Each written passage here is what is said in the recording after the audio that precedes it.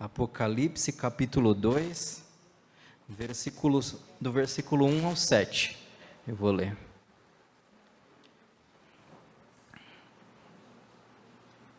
Todos acharam? O texto diz assim: após a leitura, como sempre, eu vou fazer uma oração, tá bom? Escreva esta carta ao anjo da igreja em Éfeso. Esta é a mensagem daquele que segura na mão direita as 7 estrelas, daquele que anda entre os 7 candelabros de ouro. Sei de tudo que você faz. Vi seu trabalho árduo e sua perseverança, e sei que não tolera os perversos. Examinou as pretensões dos que se dizem apóstolos, mas não são, e descobriu que são mentirosos. Sofreu por meu nome com paciência, sem desistir. Contudo, tenho contra você uma queixa. Você abandonou o amor que tinha no princípio. Veja até onde você caiu. Arrependa-se e volte a praticar as obras que no início praticava. Do contrário, virei até você e tirarei seu candelabro de seu lugar entre as igrejas.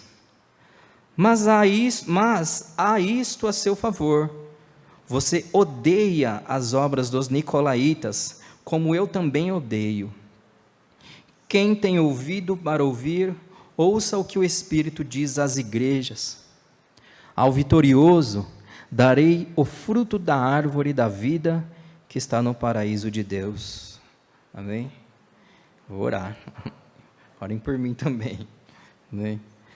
Senhor, no nome de Jesus, te louvamos até então, Senhor. Obrigado por podermos estar em tua casa, reunidos em tua presença. Eu oro agora para que no nome de Jesus o Senhor me ajude a ministrar a tua santa palavra. Me ajude a ser claro, me ajude a ser conciso e objetivo, que não haja nenhuma confusão nas nossas mentes diante daquilo que precisará ser exposto aqui. Senhor, tira do nosso meio qualquer tipo de distração. E por favor, que eu peço por tua graça para que saiamos diferentes da maneira que entramos aqui, ó Pai. No nome de Jesus, amém. Glória a Deus. Obrigado.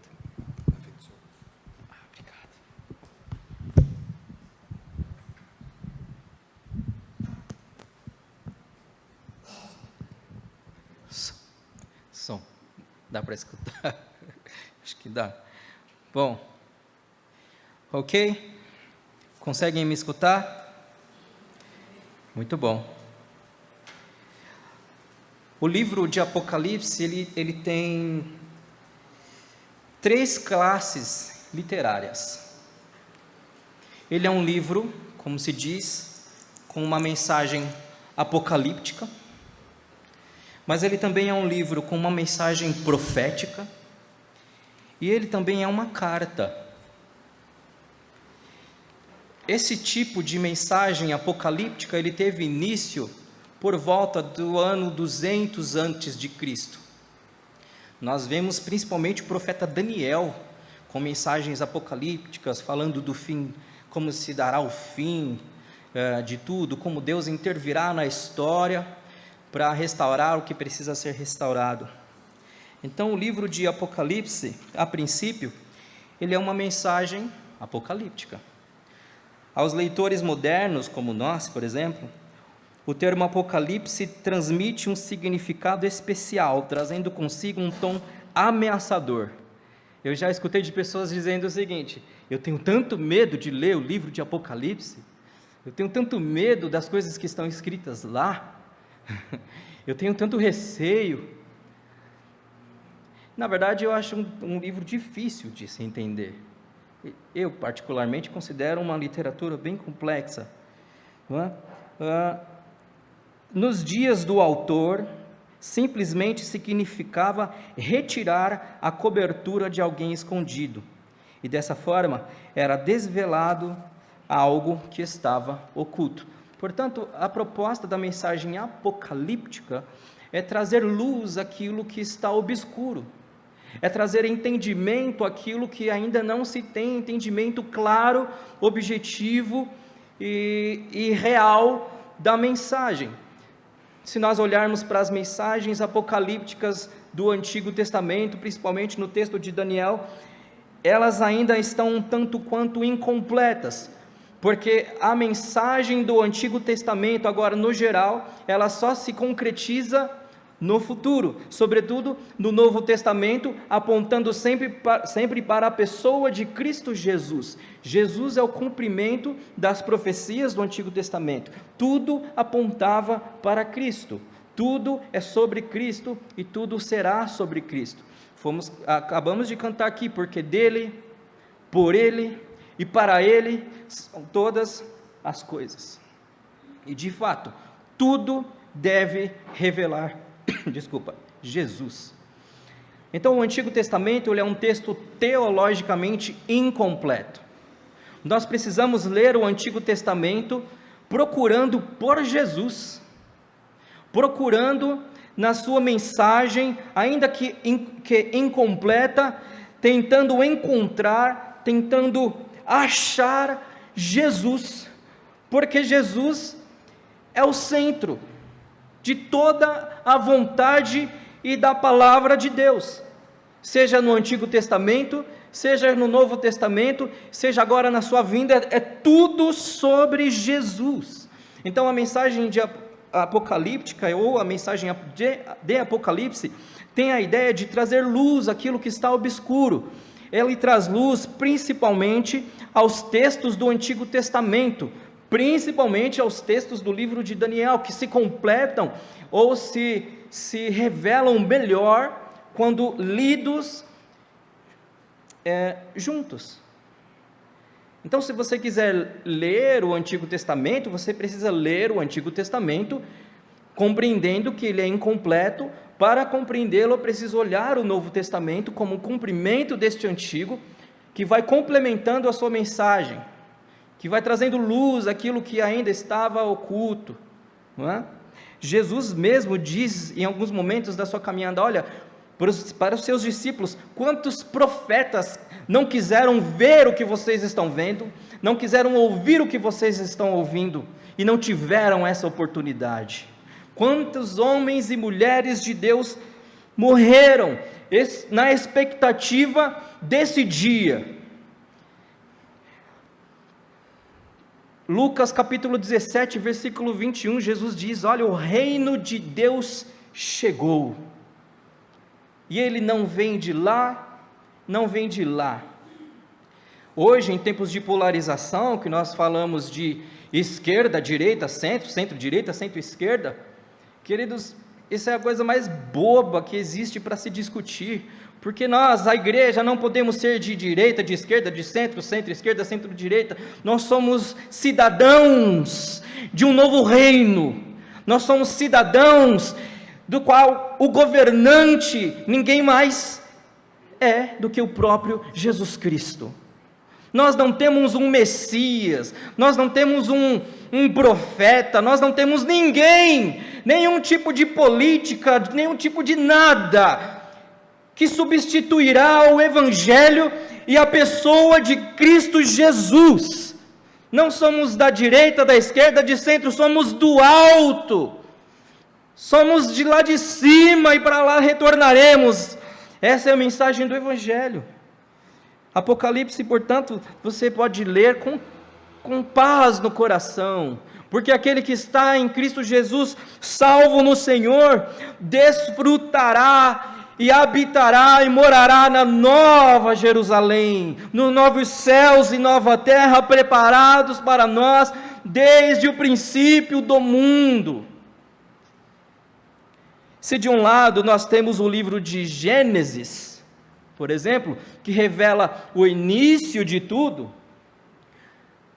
o princípio de tudo, o princípio da criação, a queda, e as consequências do pecado de Adão e Eva, que nos alcançam até hoje. Se por um lado nós temos Gênesis mostrando a escolha de Abraão, por exemplo, que seria aquele descendente primeiro do Messias, o Cristo Jesus, em Apocalipse nós temos o fim de todas as coisas. Saber do fim de todas as coisas deve trazer ao meu coração, ao seu coração, paz. Deve trazer ao seu coração segurança e tranquilidade, e excluir de toda a nossa vida e de toda a nossa existência as crises que nos cercam e que cercam a sociedade ao nosso redor. A angústia maior da sociedade, das pessoas que não estão em Cristo Jesus, é porque elas não sabem para onde estão indo, não sabem de onde vieram e para onde estão indo, e não sabem o que fazer da vida. Mas quando eu olho para Gênesis, eu sei de onde eu vim, e quando eu olho para Apocalipse, eu sei para onde eu vou. A igreja deve descansar no cuidado, deve descansar na bondade, deve descansar na misericórdia, deve descansar na graça, deve descansar no amor, deve descansar na fidelidade do seu Senhor. Obviamente que nós estamos inseridos nesta sociedade caótica, e nós também somos, como igreja, um recorte dessa sociedade, e é inevitável que a sociedade entre no nosso meio, as angústias da população e da sociedade como um todo entrem em nosso meio, nos atravessem de alguma forma, e é nisso que nós precisamos nos policiar, porque as angústias que afetam uma pessoa sem Cristo Jesus não pode nos afetar, irmãos. E eu sei que é muito difícil, eu sei que existem pessoas lutando contra depressão, contra ansiedade, contra tantas outras coisas, e são cristãos, são servos de Deus fiéis, sinceros, comprometidos com a verdade, com o evangelho, com a palavra, e elas são atravessadas de alguma maneira por essas angústias.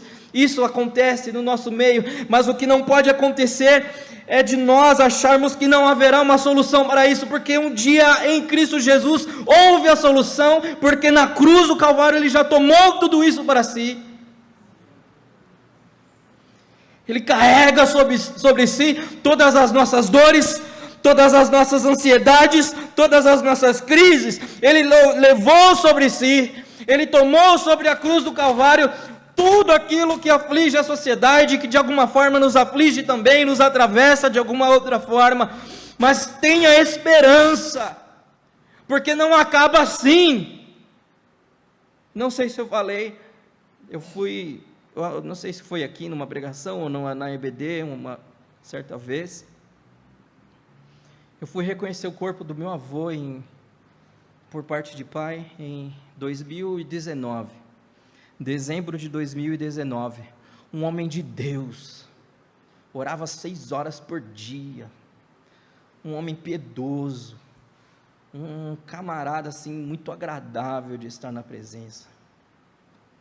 E um dia minha avó, não é bem minha avó mesmo faleceu, ele casou de novo, ligou, pediu para ir até lá, ele morava em Jaraguá, fui até lá, e aí eu sabia que eu ia vê-lo pela última vez. Isso foi em agosto de 2019. E aí eu entrei no quarto dele, sentei na cama dele e comecei a chorar. Aí a Cíntia olhou assustada para mim, tipo, não chora. Mas eu sabia que era a última vez ali com meu avô. Eu chorei muito.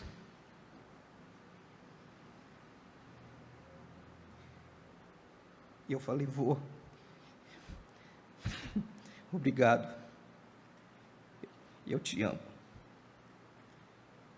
Aí ele olhou para mim com um certo desdém santo e falou assim, ele colocou a mão para trás e falou, meu filho, sabe uma coisa?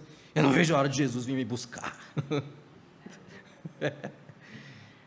E aí eu olhei para aquilo e falei, uau, isso que é uma viva esperança. Em dezembro ele faleceu, eu fui reconhecer o corpo. Foi horrível a situação para mim, pelo menos, e eu falei, Senhor, e ele morreu no hospital, engasgado. Ele teve um vômito e morreu, não tinha ninguém por perto, enfim. E eu fiquei indignado com aquela situação. E eu falei: Deus, um servo do Senhor morreu dessa forma, é assim que acaba? E ao meu coração o Senhor falava: não, não é assim que acaba, não acaba assim. Para ele não acabou, para ele só começou. Então, olhar para o Apocalipse é olhar com lentes de esperança, é olhar com perspectivas boas. Então, se de um lado nós temos Gênesis, que revela o início de tudo, em Apocalipse nós temos o fim de tudo. Mas, como eu disse, o livro de Apocalipse, ele traz uma mensagem, a sua literatura é apocalíptica, mas ela também nos fala de uma mensagem profética. O último livro da Bíblia também carrega características proféticas, assim como na Antiga Aliança, o Novo Testamento foi escrito por homens guiados e orientados pelo Espírito Santo de Deus. Nós estamos diante, isso aqui não, né? Só papel. Nós estamos diante da palavra de Deus. Você precisa olhar para as Escrituras e ter nela esta segurança de que ela é palavra de Deus. Se você tem alguma dúvida, vem para a EBD. Propaganda, isso, irmão. Propaganda. Vem para a EBD. Eu já estive diante de pessoas que se nomeavam cristãs, me perguntando: como você garante para mim que isso daqui é palavra de Deus, se foi escrita por homens? Esse tipo de questionamento e de dúvida não pode existir no meio daqueles que dizem crer na palavra de Deus como palavra de Deus. Foi escrita por homens, é óbvio. Você queria que fosse escrita por macacos?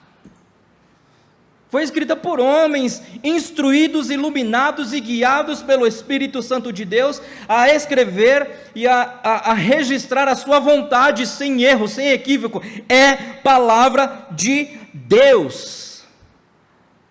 Olhe para as Escrituras com essa segurança. E quando eu olho para as Escrituras com essa segurança, de novo eu devo experimentar paz diante de qualquer adversidade, porque é no meio das adversidades da vida. Eu já vi quantas vezes nós não lemos nas Escrituras pessoas fiéis ao Senhor, piedosas ao Senhor, passando por dificuldades, mas em todas as situações Deus intervém, seja na vida ou seja na morte. Deus intervém, porque aquele que crê em Cristo Jesus já passou da morte para a vida. Não existe final triste para nós, não existe final de angústia e de sofrimento para aqueles que creem em Cristo Jesus. Ainda que eles morram, estes viverão eternamente. Não existe fim. Existe o fim desse corpo falido meu, cheio de enfermidades, no meu caso um monte de tatuagem. Existe fim para essa vida sem sentido, sem propósito. Existe um fim, mas existe um novo começo em Cristo Jesus. E a sua mensagem, a mensagem de Apocalipse, também é uma mensagem profética, e por ser uma mensagem profética, creia, porque aquilo que Deus fala através da sua palavra se cumprirá. Se cumprirá. Veja bem, eu disse através da sua palavra. Obviamente que às vezes nós passamos por experiências maravilhosas, mas desconfie, pelo menos desconfie, no mínimo desconfie daquilo que não vem da palavra. Esses dias eu fui num culto. Eu vou falar que é da nossa nomenclatura, uma igreja batista, e o cara pregava, ele falando assim: olha, cuidado, porque aquilo que você está falando, o que Deus está falando, talvez não seja Deus, talvez seja o seu próprio coração. E eu fiquei pensando, o que ele quer dizer com Deus está falando, se ele não está falando através das Escrituras? Por que eu estou dizendo isso? Cuidado, irmãos, cuidado, irmãs, cuidado, amados do Senhor. O mundo jaz do maligno, e o problema não é o mundo, o problema é a igreja que jaz no mundo, que se rende ao mundo e às falsas profecias e ensinos. De onde que eu vou conhecer uma falsa profecia, um falso ensino? Não vem das Escrituras, vem do próprio coração humano, todo aquele que tenta, enfim. Deus fala através das Escrituras, isso nos deve bastar. Como é lindo olhar, por exemplo, para o Salmo 23, o Senhor é o meu pastor, e nada me faltará. No original diz assim: o Senhor é o meu pastor, portanto de nada eu tenho falta. Esta mensagem do livro de Apocalipse também é uma carta. O texto que nós lemos tem todas as características de uma carta do primeiro século. As cartas do apóstolo Paulo, por exemplo, você vê que ele começa apresentando-se como um apóstolo, depois ele traz uma saudação, depois ele traz ali o conteúdo que virá na carta, e aí sim ele se direciona à igreja. Agora nem existe mais, né? Mas assim, pelo menos até os anos 90 ali, o início dos anos 2000, eu escrevia lá, né? Sei lá, como que é?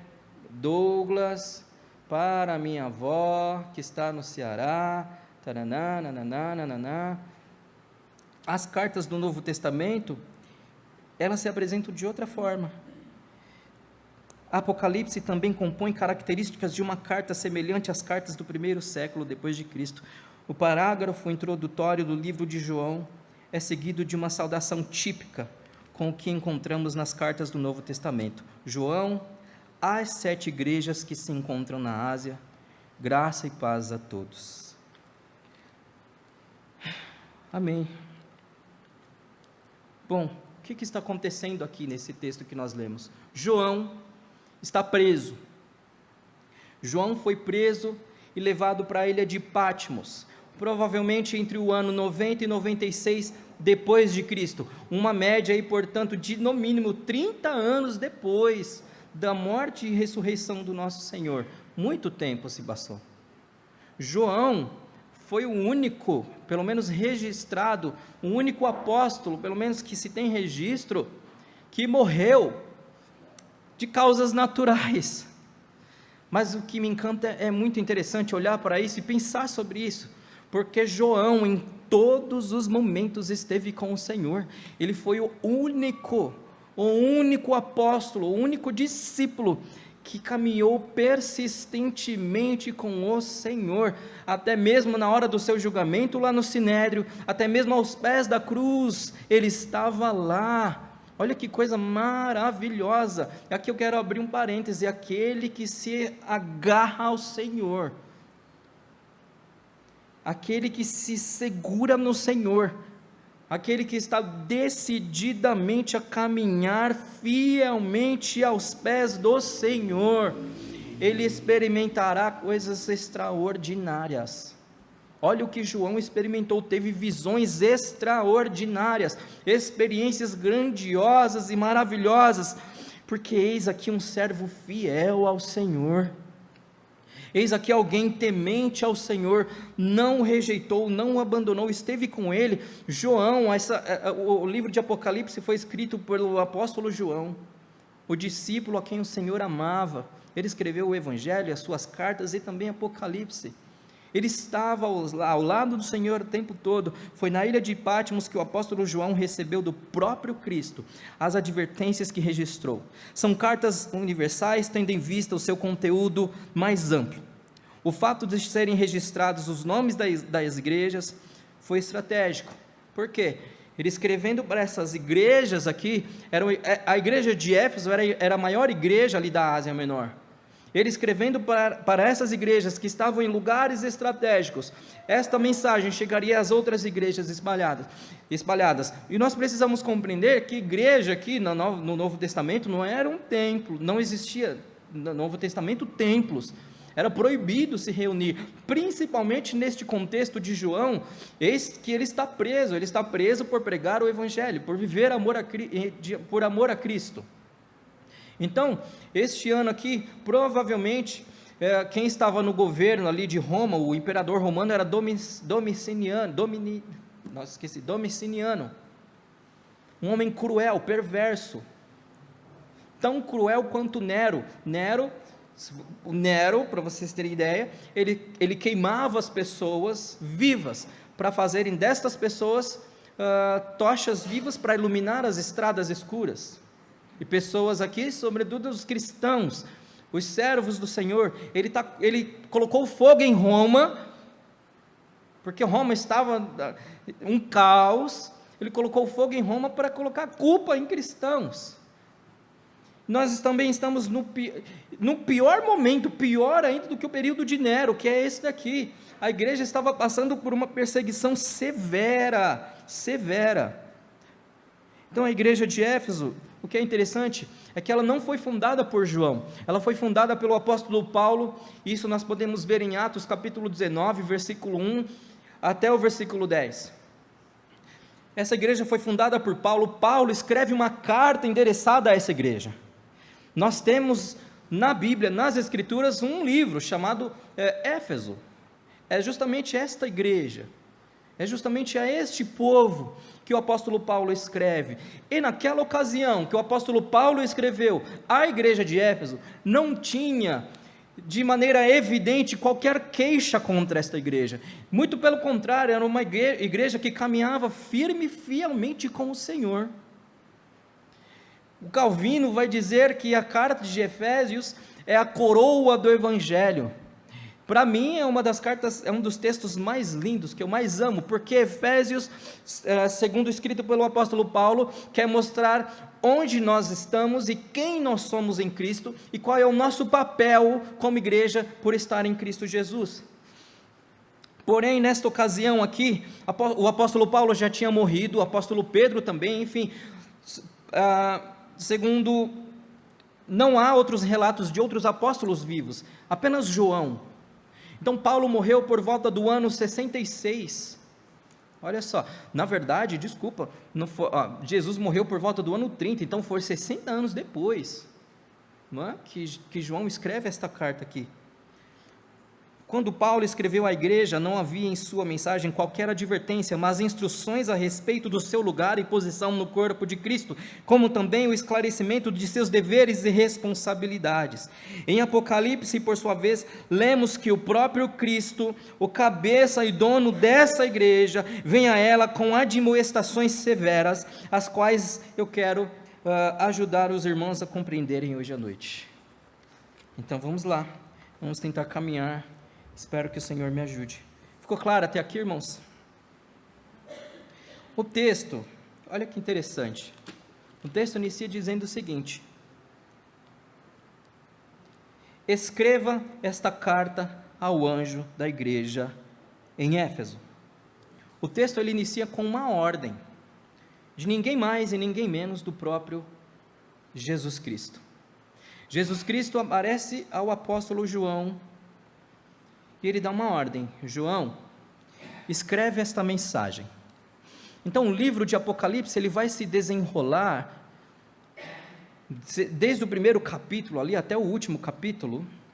Ele vai se desenrolar com uma mensagem voltada a estas igrejas aqui, estas 7 igrejas da Ásia. Mas o que estas igrejas aqui têm a ver com as igrejas de hoje? Estas igrejas, assim como Adão e Eva, vamos pensar para gravar de uma maneira simples, assim como Adão e Eva foram representantes da raça humana, todo aquele hoje que nasce, já nasce em pecado por conta de Adão e Eva, estas igrejas, por sua vez, são representações das igrejas, no geral, em todas as épocas, em todos os momentos, seja no passado, presente ou futuro. Estas igrejas são representações das igrejas, no geral, inclusive a nossa igreja, PIB Caieiras, dia 13 de abril de 2025, a palavra de Deus nós a temos como palavra viva, e justamente por isso essa palavra nos alcança hoje. O texto inicia com uma ordem do próprio Cristo a João, para que ele escrevesse ao anjo da igreja de Éfeso. O anjo aqui é uma pessoa, era o líder local, um presbítero, um bispo, alguém que cuidava daquela igreja. Anjo aqui a gente precisa entender como pessoa, neste contexto, não como anjo, no sentido celestial, ok?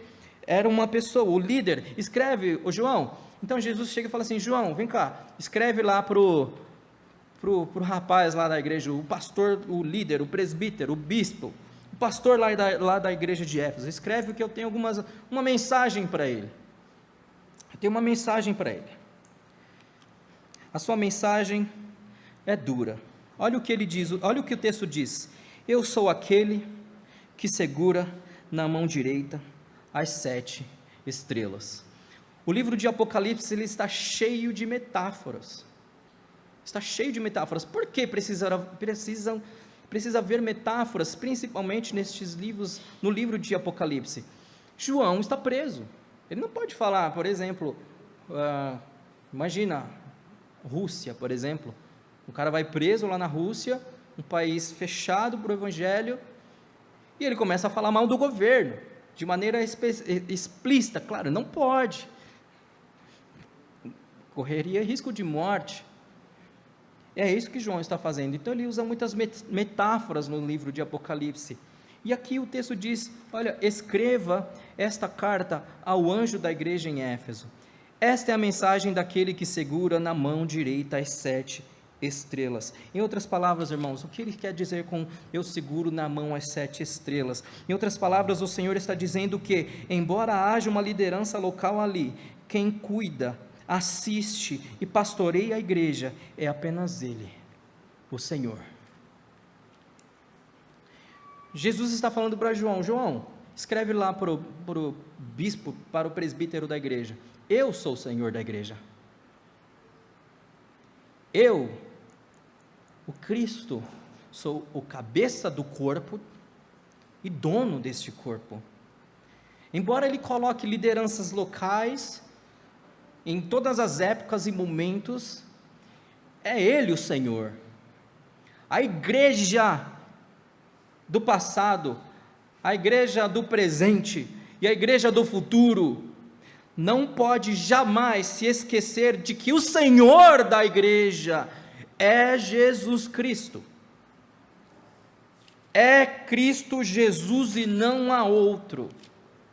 O Senhor Jesus é o dono.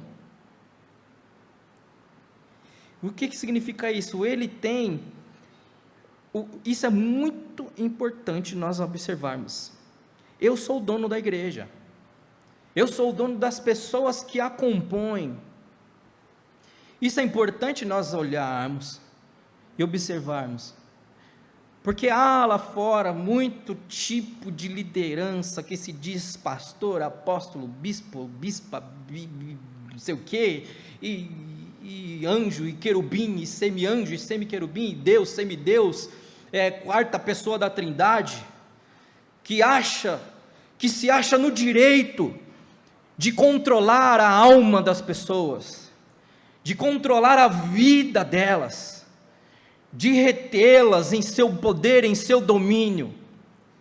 Fuja disso, fuja desse tipo de liderança pastoral, episcopal, seja lá o que for, que se coloca acima do dono da igreja, que se coloca acima do Senhor da igreja, escravizando as pessoas. Faça 7 dias de campanha, não sei das quantas, 7 dias da campanha das portas abertas, 65 meses da campanha do carro novo, e vão escravizando as pessoas, vai roubando a alma dessas pessoas, vai escravizando o coração dessas pessoas, vai oprimindo essas pessoas, fazendo com que elas olhem para esses líderes como se o evangelho fosse isso.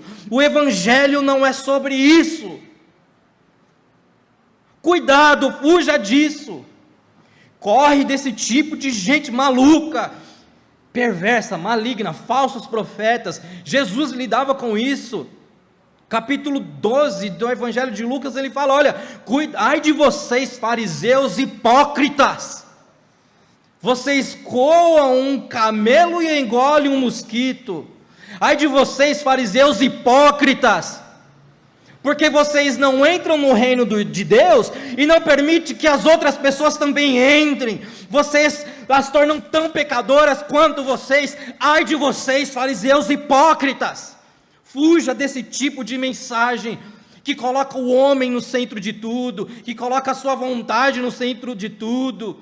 Vem fazer a campanha na minha igreja, irmão. Vem levar o lencinho, vem levar o olhinho para ungir as portas da sua casa. Foge dessa tranqueira de mensagem. Isso não é evangelho. Isso está deturpando o evangelho.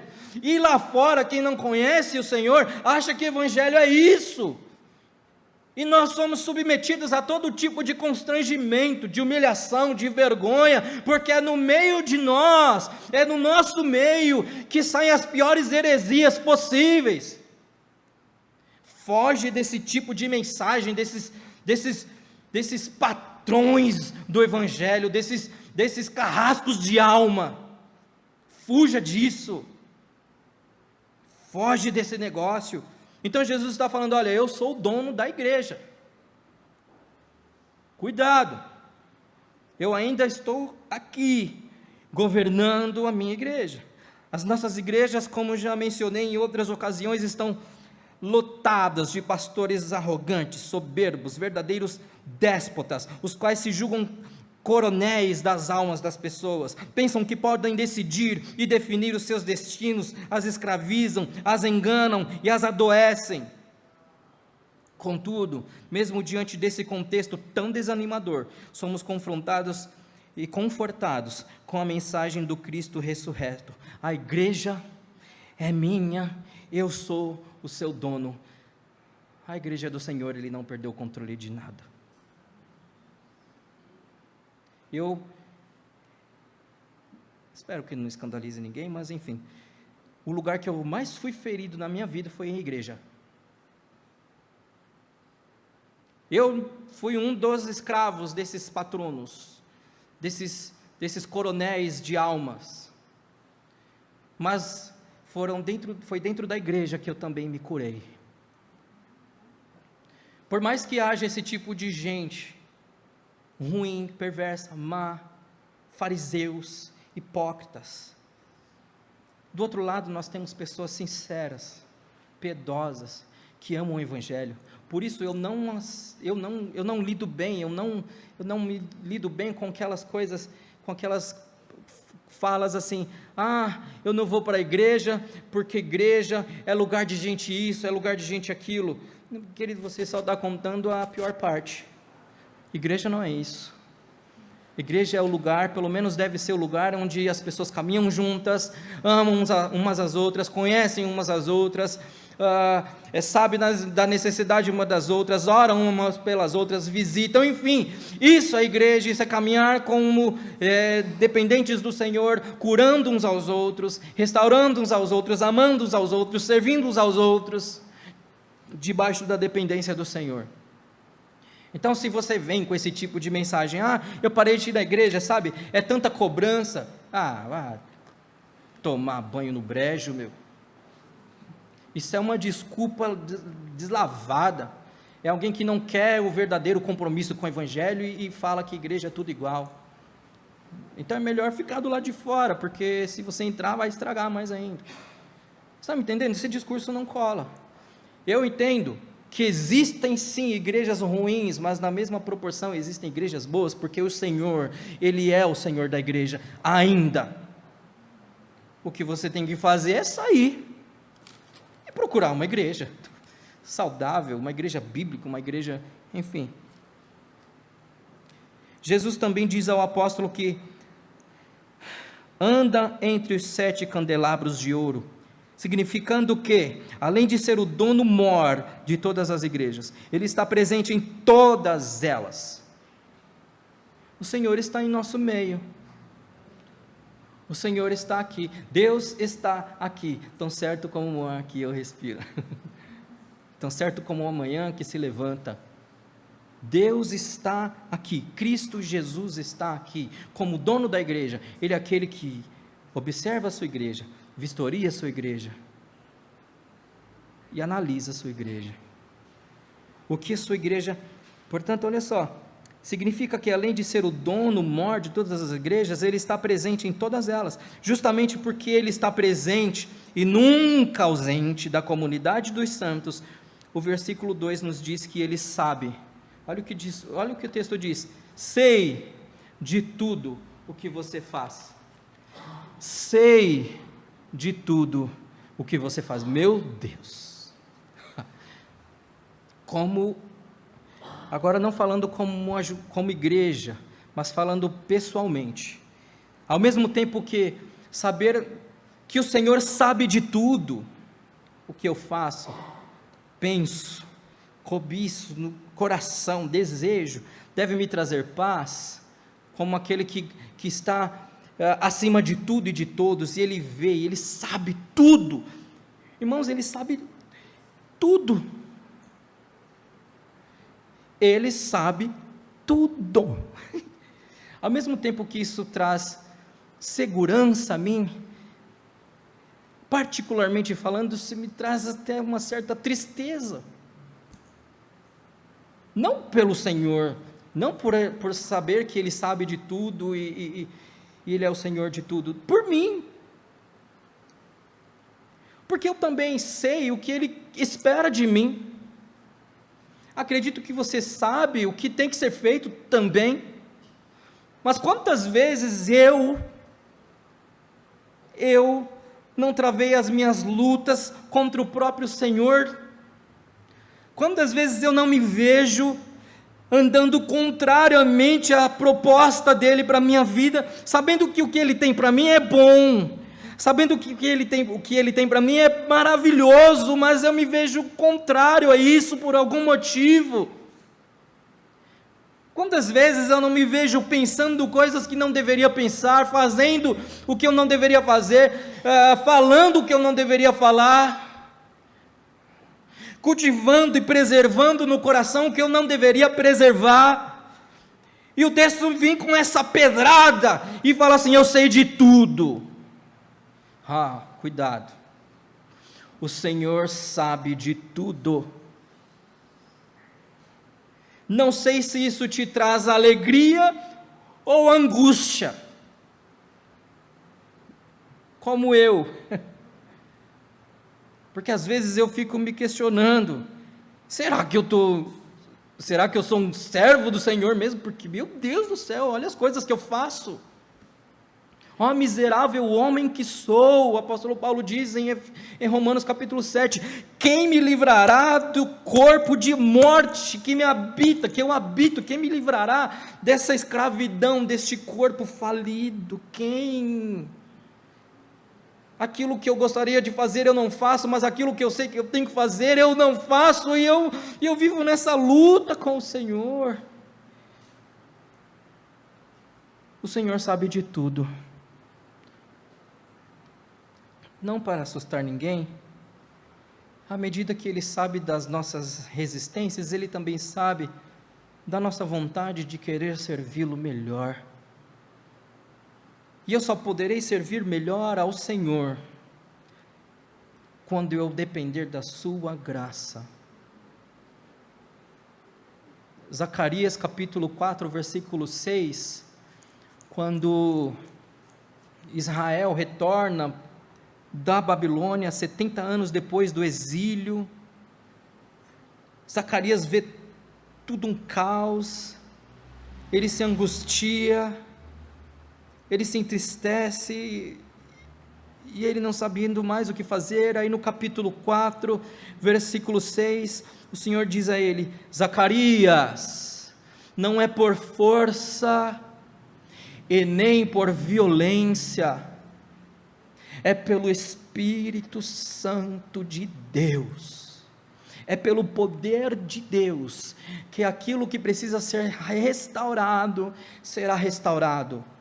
É pela graça e pelo poder de Deus, é pela ação do Senhor que governa a vida de todos aqueles que se entregaram a Ele, é pela graça dEle, que tudo que precisa de mudança será mudado. Todo aquele que precisa ser liberto, será liberto pela graça de Deus. Todo aquele que precisa ser salvo, será salvo pela graça de Deus. Não sei quais são as suas lutas, não sei quais são as suas dificuldades, não sei como é o seu casamento, ou como se ainda existe casamento, se você vive de fachada. Eu posso te garantir, o Senhor pode restaurar tudo que está falido.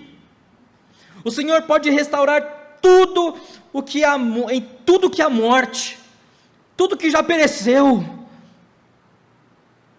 porque Ele é o Senhor que está no meio do seu povo.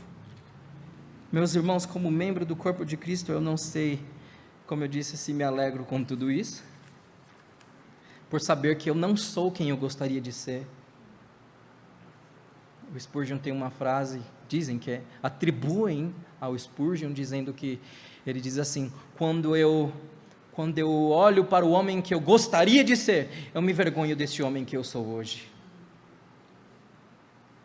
Uma das réguas que vai medir se você realmente ama o Senhor, é se ao pecar, você se entristece. Um dos termômetros que vai medir a sua entrega a Cristo, é se ao pecar, você fala: poxa vida, Senhor, me desculpa, eu te entristeci, eu pequei, me ajuda a não fazer mais isso, é uma luta que eu tenho, me ajuda a me livrar disso, me ajuda com isso, me ajuda com aquilo. Se você se angustia diante do pecado, glória a Deus, você está no caminho certo. Agora, se você é aquele tipo de pessoa que peca e fica por isso mesmo, eu gostaria de te dizer: cuidado, avalie se você realmente está salvo em Cristo Jesus.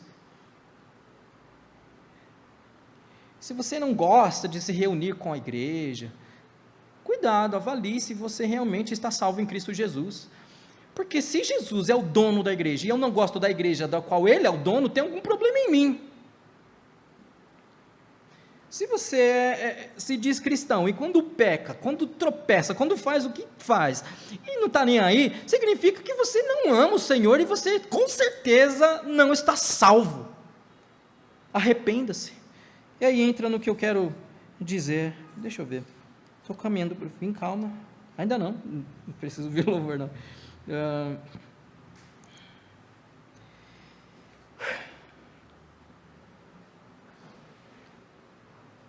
Quando olho para a nossa igreja, que tanto amo, entristeço-me por nos perceber tão aquém do padrão de espiritualidade e santidade esperado pelo Senhor.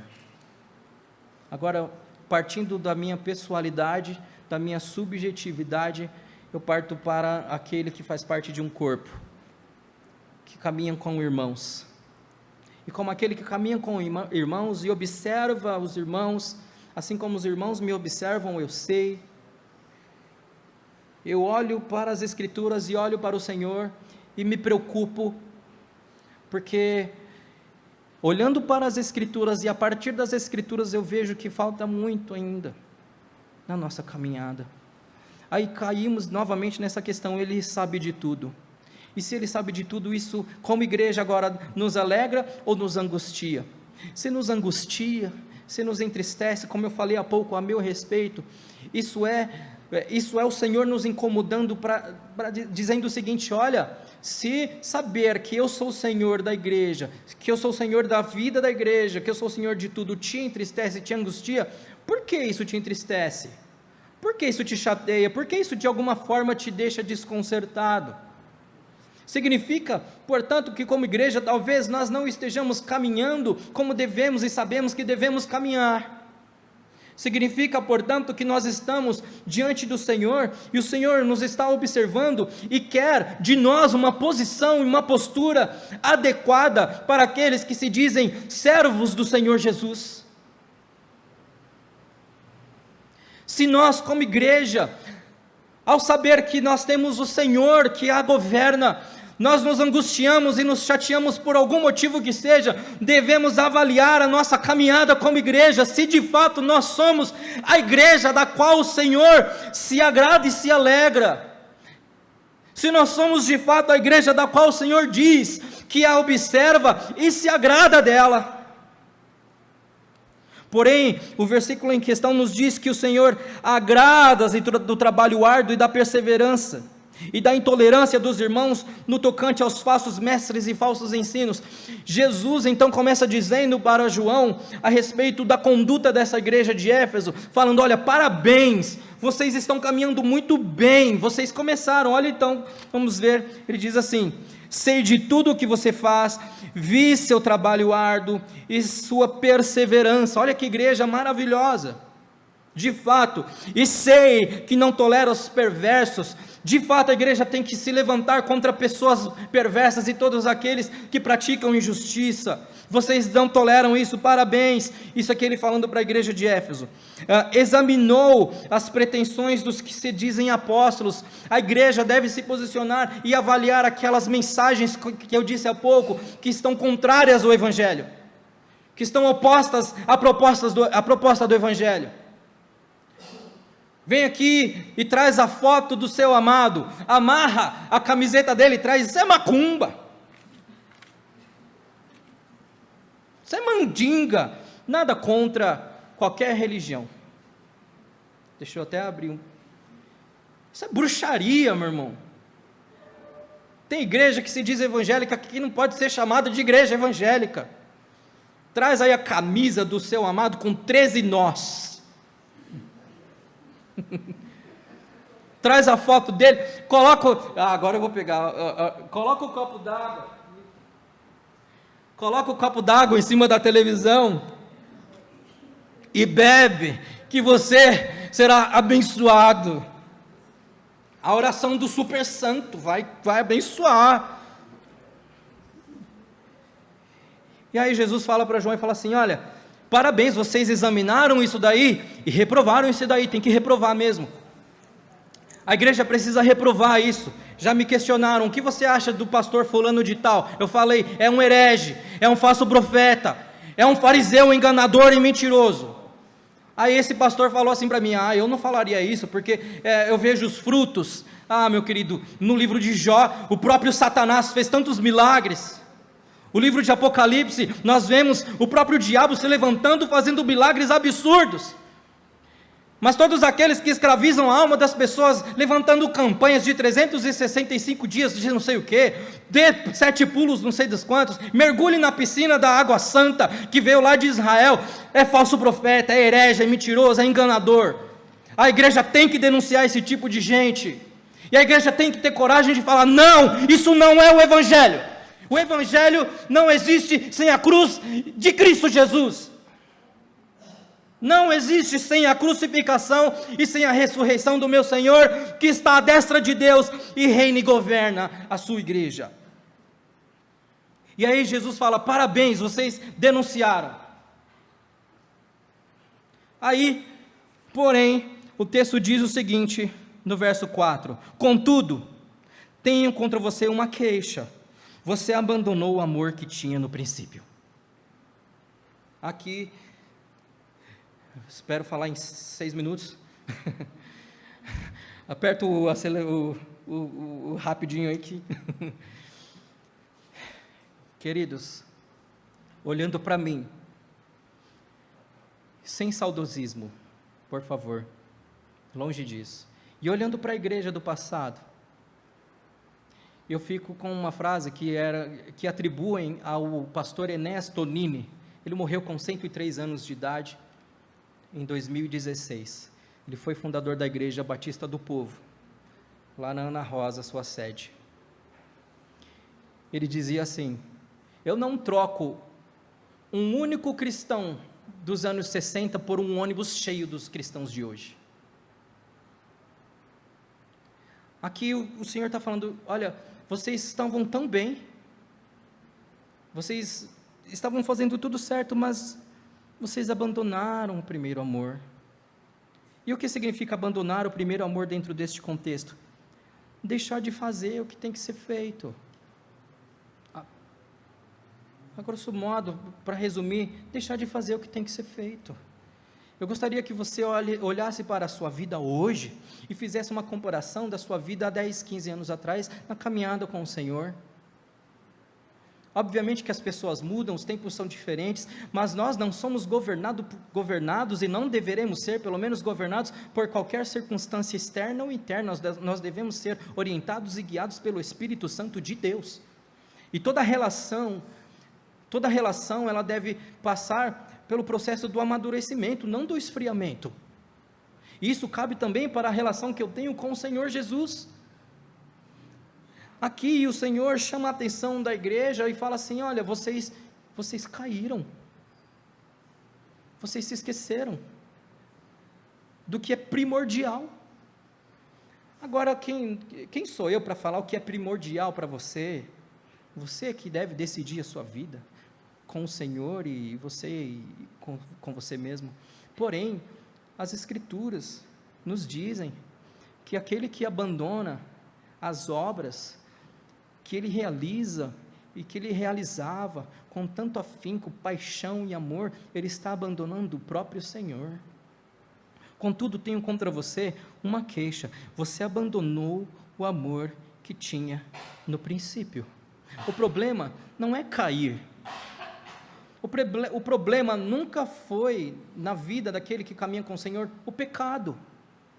O problema é não reconhecer que está em pecado. O problema é não reconhecer que está caído. Contudo, tenho contra você uma queixa. Imagine nós diante do Senhor, falando assim: eu tenho algo contra vocês. Meus irmãos, eu não quero ouvir isso do Senhor. Isso me dá assim, parece que eu tenho um infarto, quando eu fico me imaginando diante do Senhor e falo: olha, você até que começou bem, mas olha, começou a relaxar, sabe? Começou a fazer as coisas de qualquer jeito, por obrigação, por conveniência. Não, eu vou lá no culto, porque é domingo, né? Aí é o evangélico nominal. Existiam nos anos 90, pelo menos os católicos, não praticantes. Hoje são os evangélicos não praticantes, os protestantes não praticantes. Que negócio é esse de evangelho não praticante? Não entendo. Se evangelho é viver na vida, fazendo o que é vida de Deus, e eu não tenho produzido vida de Deus na vida daqueles que atravessam a minha vida, o que está acontecendo? Eu gostaria que, olha o que diz o verso 5, veja até onde você caiu. Então Jesus está falando: João, escreve isso daí para o Antônio, vou colocar um nome aqui no pastor, escreve isso daí para o Antônio e fala assim: olha, cara, você começou bem, mas você caiu, você parou, você desistiu. Vocês sabiam, foi feita uma pesquisa que mais de 80% das pesquisas mostram que os acidentes de carro acontecem no momento em que a pessoa está mais próxima do destino. Olha, eu vejo muito isso. Estamos chegando em casa, a pessoa faz o quê? Tira o cinto de segurança. É neste momento que nós estamos mais perto de casa, que nós ficamos mais relaxados, menos tensos. E é neste momento que a gente relaxa, que dá ruim. Então, como Jesus está falando do João, deu ruim. Eles relaxaram no meio do caminho, e aquilo que eles outrora abominavam, aquilo que outrora eles rejeitavam, eles estão tratando como algo normal, faz parte, tudo bem. Sabe o que é isso? O Jesus está reclamando a respeito da igreja sobre a sua indiferença. Meus irmãos, a indiferença, eu avaliando, pensando, é uma das coisas mais perigosas da história da humanidade. Por conta da indiferença morreram 6 milhões de judeus. Por conta da indiferença, Hitler matou 25 milhões de pessoas. Por conta da indiferença, Stalin, na Rússia, matou 35 milhões de pessoas de fome. Por conta da indiferença, está acontecendo a guerra lá na Rússia agora, está acontecendo a guerra lá em Israel e Gaza, e está todo mundo indiferente a isso. Não tem mais senso de justiça nas pessoas, não tem mais bom senso entre as pessoas de falar, a gente tem que fazer alguma coisa, nós precisamos agir, nós precisamos fazer alguma coisa, está errado, isso não está certo. Porém, quando alguém se levanta com tal postura, nós achamos que essa pessoa é arrogante. Olha a inversão de valores que nós estamos inseridos. Quando alguém se levanta como uma voz profética dizendo, olha, Israel está invadindo Gaza e matando um monte de gente lá, aí levanta alguém falando assim, você é de esquerda. Entendeu? Eu não posso nem me indignar mais com a morte das pessoas, porque tem alguém defendendo o lado que mata. Por conta da indiferença, alguém diz assim, mas a Rússia invadiu a Ucrânia. Mas a Ucrânia também corrupta, né? Não é? E assim, era assim com os Estados Unidos, era assim com a Europa, não sei o que. Sempre arrumando justificativa, e por conta da indiferença tem gente morrendo. E Jesus está falando para João, cara, a indiferença está matando vocês, está matando a igreja. A indiferença. Quem assistiu a série aqui, Adolescência? Eu estou assistindo pela segunda vez, assistam e levem um soco no estômago, porque isso é muito sério. Você percebe a indiferença ali, um garoto de 13 anos matou uma menina com 7 facadas de 13 anos, uma colega de classe, colega de escola, e quando a polícia chega na escola, professores e alunos estão indiferentes à morte da menina e ao caso do garoto que está condenado à prisão perpétua. É a indiferença que vai matando a igreja. Não é mais, irmãos, não é mais a perseguição. Perceba a forma que Satanás vai atuando no meio da igreja, ou tentando invadir a igreja. Antes ele invadia com violência, hoje ele invade com sutileza, com a polidez do politicamente correto. Não pode falar isso, não pode dar nomes a isso. Isso é indiferença, isso é pecado, e isso mata a igreja. Para concluir, então, eu queria trazer pelo menos aplicações para nós. Que tipo de igreja nós queremos ser? Que tipo de cristãos nós queremos ser? Você quer ser um cristão do qual o Senhor se agrada de você? Ou você quer ser um cristão do qual o Senhor olha para você e diz assim, eu tenho algo contra você, o seu problema é a indiferença. Irmãos, isso começando por mim, tá? Por favor. Ali fora, enquanto eu vinha, tem um rapaz deitado ali. Meu Deus. Será que não existe nada que a gente possa fazer? Obviamente que não pode se pegar à força ou coisa do tipo, não é isso. Mas o problema é a indiferença. O problema é chegar e falar assim, ele não quer, né? Quem em sã consciência vai querer morar na rua? querer ser tratado como um cachorro. Quem? Algo aconteceu na história desse homem que o trouxe a determinada, no atual contexto em que ele se encontra. Mas nós não podemos aceitar isso. A indiferença mata a igreja. A indiferença mata almas. A pergunta que eu deixo como aplicação é: que tipo de igreja nós queremos ser? Que tipo de cristão eu quero ser diante do Senhor? Eu tomei a minha decisão. Do jeito que eu estou, não dá mais. Que tipo de cristão você quer ser? Que loucura isso, não é? Se nós não pararmos para pensar nisso, nós vamos ficar tentando cumprir a agenda por conveniência. Mas se você não cumpre, se você não vem ao culto para de fato adorar ao Senhor, quem disse que o Senhor recebe a sua adoração? Se você não participa dos PGMs, como está sendo proposto para participar, mas você vai por conveniência, quem disse que o Senhor recebe a sua adoração? O Senhor não quer esse tipo de adoração. É melhor não participar mesmo. Mas quando você for, vá de fato e derrame o seu coração diante do Senhor e fala: Senhor, me muda. Tira de mim essa frieza, essa indiferença. Me ajuda a odiar o pecado e tudo aquilo que o Senhor odeia.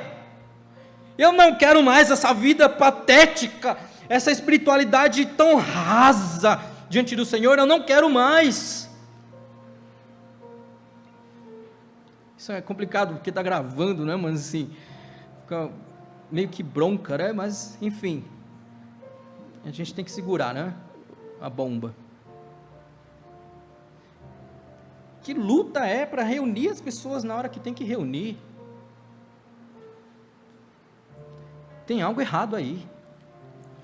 Eu não corro atrás das pessoas mais, irmãos.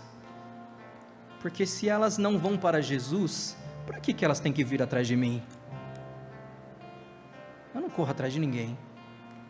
Porque no final essas pessoas terão que responder diante do Senhor, porque viveram do jeito que viveram. Então, se você não ama o Senhor, mas faz por fazer, não faça. Cuidado. Por isso que Jesus alerta o apóstolo João e fala assim: olha, lembrem de onde eles caíram. Jesus está falando assim: fale para eles fazerem uma análise, uma autoanálise e reconhecer que caíram. E falar: Senhor, me ajuda, eu caí e não consegui mais me levantar. E o problema é que eu achei que eu estava de pé, quando na verdade eu estou rastejando diante do Senhor. Que o Senhor tenha misericórdia de nós, que o Senhor nos ajude a servi-lo de maneira a glorificá-lo. Amém? Vamos orar? Senhor, no nome de Jesus nós te louvamos. Obrigado por tua palavra. Obrigado pelas escrituras que nós temos acesso. Obrigado. Obrigado porque o Senhor nos ama, mesmo quando falhamos, mesmo caídos, mesmo tendo uma vida tão complicada diante do Senhor, o Senhor não nos rejeita. Obrigado. A oração que eu faço é justamente essa, Senhor. Por favor, no nome de Jesus, nos ajuda a voltarmos para Ti, nos ajuda a recordarmos quem um dia fomos em Tua presença. Coloque no nosso coração novamente aquele temor que tínhamos, aquela preocupação que tínhamos em entristecer o Senhor. Nos ajuda como igreja, me ajuda na minha vida pessoal. Isso aqui foi antes para mim, sempre para mim, antes de trazer para o seu povo. Me ajude, ó Pai, a ser esta pessoa que eu procuro ser. No nome de Jesus. Amém. Obrigado, irmãos. Deus abençoe.